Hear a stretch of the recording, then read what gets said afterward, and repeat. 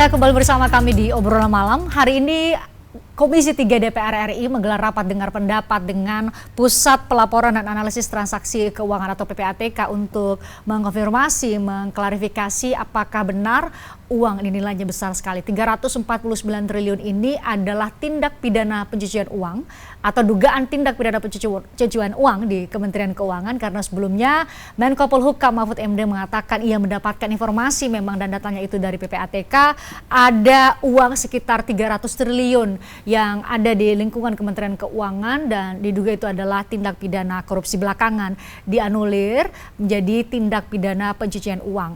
Kami memang para wartawan menerima jadwal sebenarnya rapat dengar pendapat dengan Komisi 3 ini sedianya akan digelar pada Senin kemarin, bukan hari ini, bersama-sama selain PPATK bersama-sama dengan Menko Polhukam Mahfud MD yang pertama kali menyampaikan nilai ini, uang sebesar 349 triliun ini ke publik. Namun kemudian belakangan Wakil Ketua DPR yang juga adalah anggota Komisi 3 DPR mengatakan, Supmi Dasko Ahmad mengatakan kalau dengan Mahfud MD nanti atau dengan Menko Polhukam nanti pada hari Jumat 24 Maret nanti. Jadi kita ikuti bersama terlebih dahulu bagaimana jalannya rapat dengar pendapat antara Komisi 3 DPR RI dengan PPATK yang digelar siang tadi. Kita ikuti berikut ini.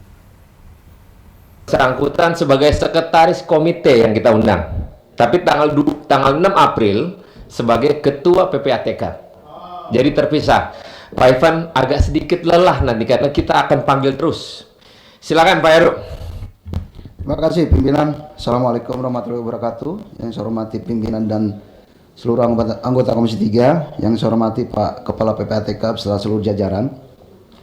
Sebetulnya sudah banyak tadi disampaikan oleh rekan-rekan Komisi 3, namun saya hanya ingin memberikan penguatan saja.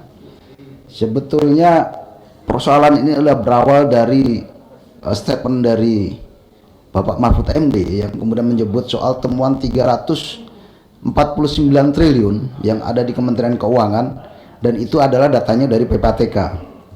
Tapi saya kira ini juga kemudian menjadi sebetulnya awal yang baik bagi kita semuanya, meskipun ini agak sedikit runcing ya bagi Kementerian Keuangan, dan mungkin nanti tentu pasti ada temuan-temuan lain Mbak yang ada di lembaga lain yang saya kira ini juga nanti perlu juga kemudian ini dilaporkan kepada kita juga Pak Ivan.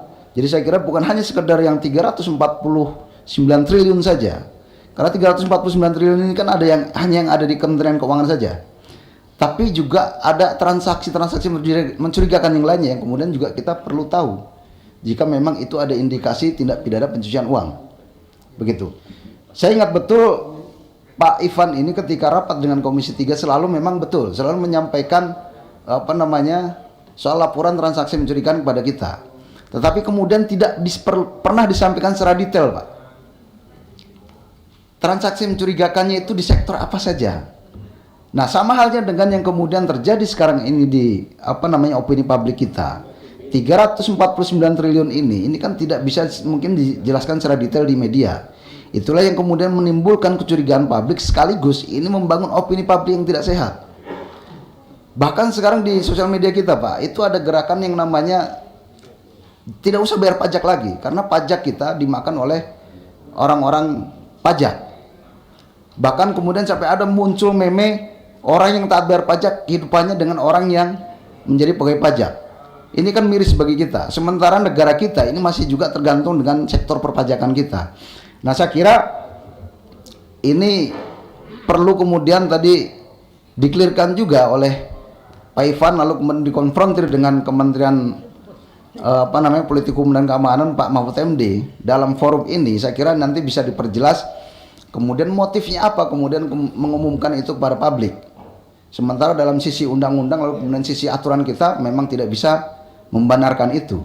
Nah, sekarang nanti secara detail ini harus juga kemudian dijelaskan, Mbak, supaya publik kita juga mendapatkan penjelasan yang detail, lalu kemudian Kementerian Keuangan yang hari ini kemudian dihakimi oleh publik kita sedemikian rupa, ini juga mereka juga merasa tidak dizolimi dan merasa tidak difitnah, karena saya yakin masih banyak pegawai pajak, masih banyak pegawai bea cukai yang kemudian mereka bekerja secara baik dan benar-benar.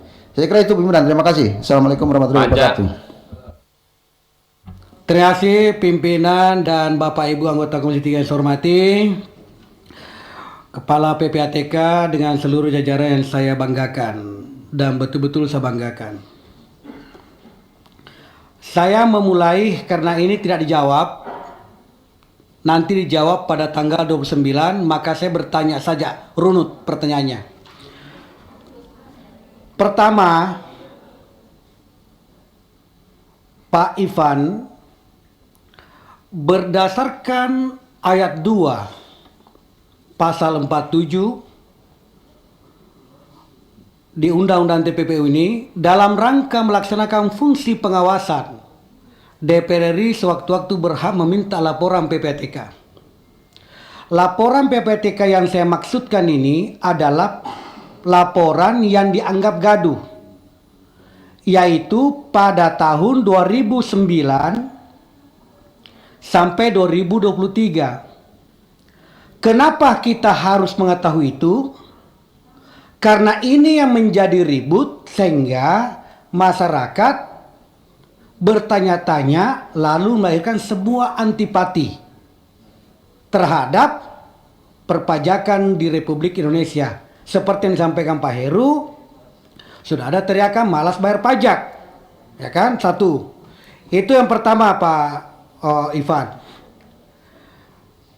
Apakah pada tahun 2009 sampai 2023 tadi itu terakumulasi 349 triliun? Kalau menurut hemat saya, siapa tahu lebih dari itu, karena pendapatan pajak kita dalam setahun kurang lebih 1.100 sekian triliun. Dikakumulasi dari 2009 sampai 2023, maka saya takutnya masih ada lebihnya. Dibuka aja semuanya nanti Pak Ivan. Itu satu.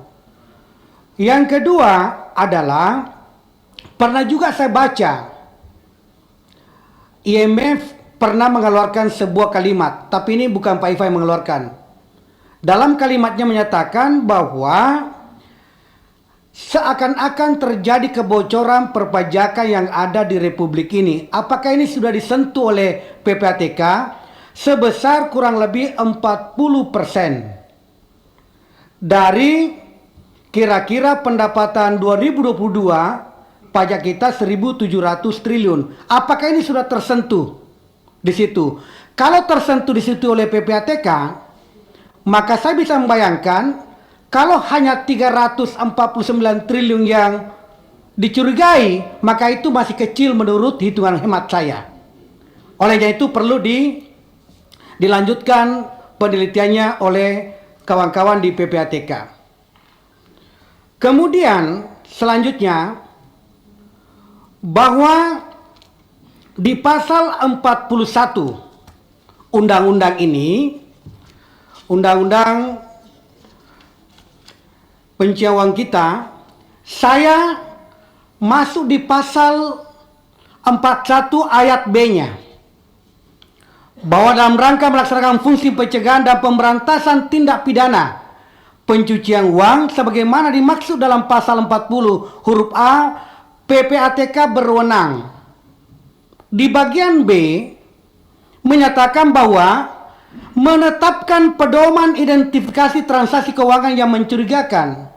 Pertanyaannya kemudian, tolong nanti dijawab pada tanggal 29, sudah bagaimana cara memetakan oleh PPATK identifikasi transaksinya? Saya melihat begini, bahwa kalau bicara tentang metode penelitian, kalau kita di S3 yang sudah doktor, ya saya belum dokter ini Pak Habibur Rahman, ya ada metode yang kita lakukan. Ada data yang biasa kita sebut data primer dan data sekunder. Nah, Bapak mengelompokkan data ini di kemana? Nanti dijelaskan di situ Pak Ivan, supaya bisa kita lebih tahu dan publik lebih paham nanti. Kemudian transaksi yang dinyatakan mencurigakan itu 347 triliun. Saya melihat betul keyakinan daripada kepala PPATK dalam penyampaiannya bahwa benar-benar itu ada.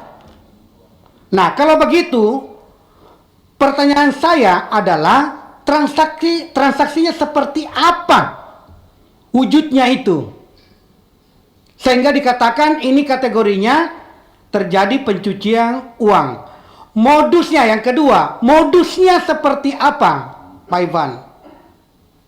Nah, tentu yang ketiga nanti itu, karena terlanjur dibuka di publik ini barang, walaupun tadi berdasarkan di pasal 11, tidak semestinya dibuka di publik kecuali yang ditentukan dalam undang-undang ini menurut pasal 11 ayat 1-nya, maka tentu kita menunggu endingnya ini.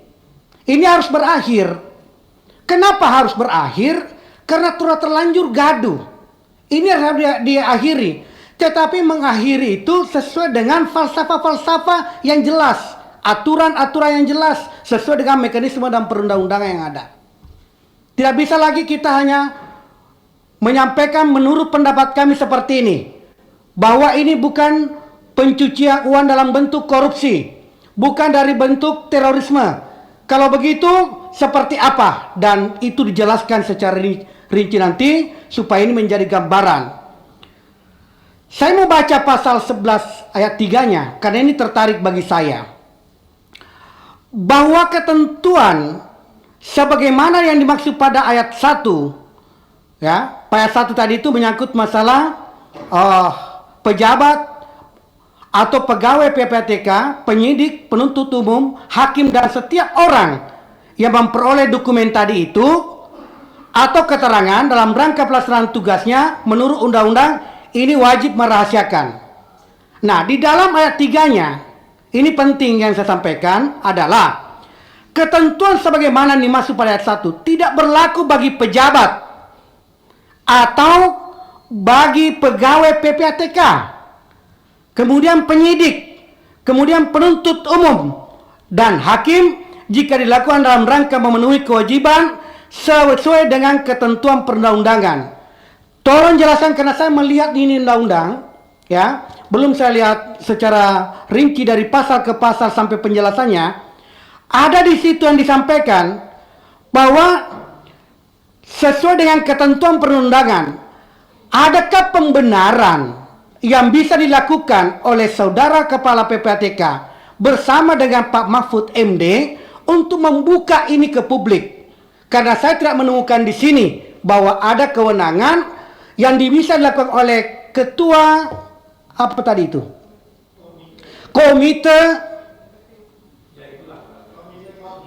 Komite Koordinasi Nasional. Terima kasih Pak Arsul. Saya tidak melihat di sini. Kalau begitu, supaya publik tidak dikacaukan pikirannya, disesatkan, saudara kepala PPATK, ini sahabat saya juga Pak Ivan ini, saya tahu kecerdasan Bapak, cerdas orangnya, tolong nanti tampilkan di mana kira-kira klausul yang bisa dijadikan sebagai pijakan sekaligus untuk menjawab tadi apa yang menjadi keraguan Pak BKH dan keraguan saya juga. Saya kira izin Pak BKH karena saya sama-sama ragu seperti yang diragukan Pak BKH. Sudah ya? Olehnya itu titik terakhir. Yang terakhir usulan, kan boleh mengusulkan? Ya, ya. Oh baru instruksi, ya. Usulan saya adalah Kepala PPATK bersama dengan Menko Polhukam. Tadi dijelaskan oleh kawan-kawan kalau bisa didudukkan di sini. Kalau bisa supaya utuh ini barang, dihadirkan juga Menteri Keuangan. Supaya 3 lembaga ini, apakah boleh kita dudukkan bersama di tempat ini supaya kita bisa melanjutkan apa yang menjadi pembahasan selama ini. Sekian, terima kasih. Lebih kurangnya maafkan. Assalamualaikum warahmatullahi wabarakatuh. Usul diterima, tapi kewenangan bukan di kami. Terima itu kasih. Bukan ranahnya Komisi 3 Kementerian Keuangan. Terima Pak kasih Santoso. yang bijak. Terima kasih pimpinan Bapak Ibu yang Ini terakhir ya. terakhir ya. Assalamualaikum warahmatullahi wabarakatuh. Saudara Ketua PPATK yang saya hormati beserta seluruh jajaran.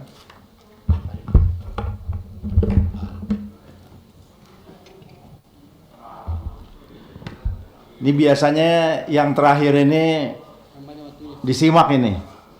Jadi yang pertama dari laporan yang saudara sampaikan, saya melihatnya Ketua PPATK ini berlindung dari kekuatan yang maha besar yang kalau menceritakan, melaporkan ini secara transparan.